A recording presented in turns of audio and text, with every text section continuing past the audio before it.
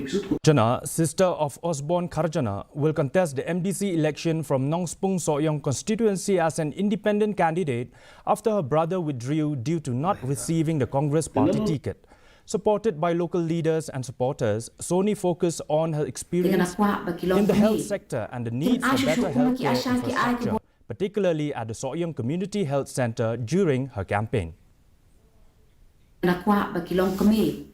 Kin asyusyu kumaki asya ki ay ke bore nga bangalong advisor but kumangila atur siya government katutuli ki issue ni job hiru nakabor jong jing teli jong ki asya tingna ko wa hiru apa kas Nongspung-Sohiong constituency kin ay jing kersya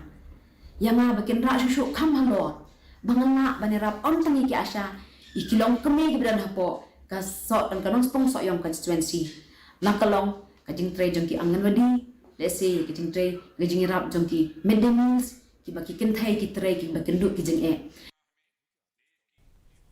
VPP withdraws